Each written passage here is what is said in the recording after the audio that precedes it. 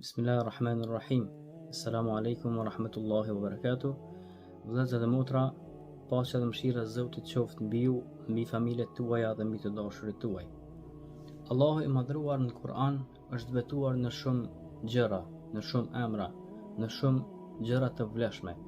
Prej atyre në të cilat është vetuar Allahu fuqiplot është edhe koha, për të cilën ka thënë wal asri, pasha kohën. Të nderuar, jemi në stinën e verës, një vapë dhe një kohë nxehtë në vendin tonë, e në të cilën stinë koha është më e gjatë dhe dita jonë është më e gjatë se sa nata. Është më rëndësi që njeriu kado që është, në çfarëdo stinë që është, në çfarëdo ditë që është, të e di se si ta shfrytëzoj kohën.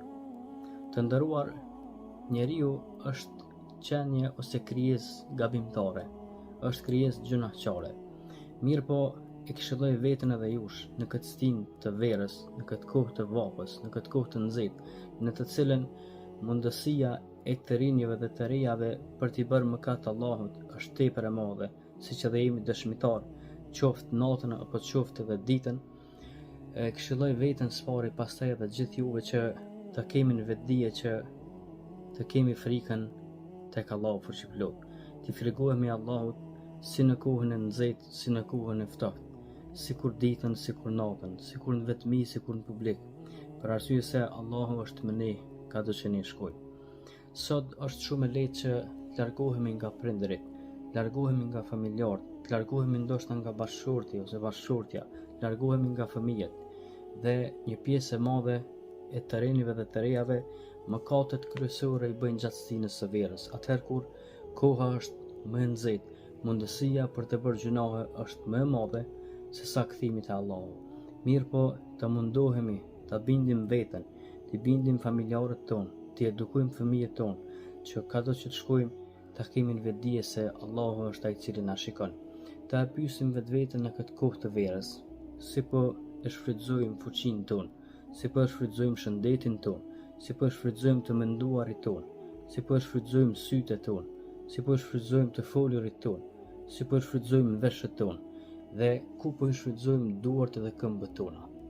Të nderuar vëllezër dhe motra, jo rastisht pejgamberi alayhis salam na ka këshilluar dhe ka thënë ittaqillaha haythu ma kunt.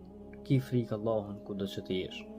Këtë hadith, këtë porosi profetike është rrugës që të edukojmë vetveten me këtë porosi, po edhe të tjerët t'i porosisim se Allahu është me ne kudo që shkojmë ne.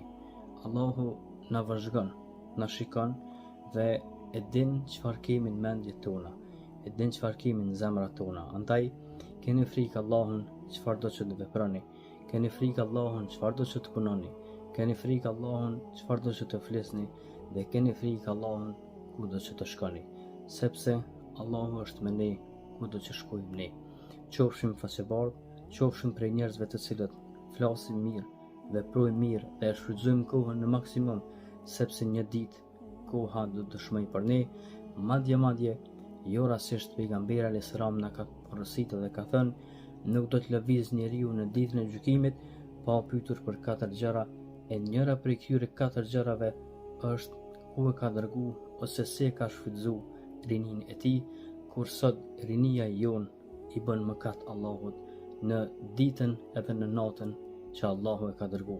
Andaj keni frikë Allahun dhe mos i bëni mëkat Allahut, por besoni Allahun dhe frikoni daljes para tij një ditë kur pasuria, evladët dhe shoqëria nuk do të jenë me ne, por do të vinë me ne veprat edhe punët të cilat i kemi punuar në këtë dunja. Assalamu alaikum wa rahmatullahi wa barakatuh.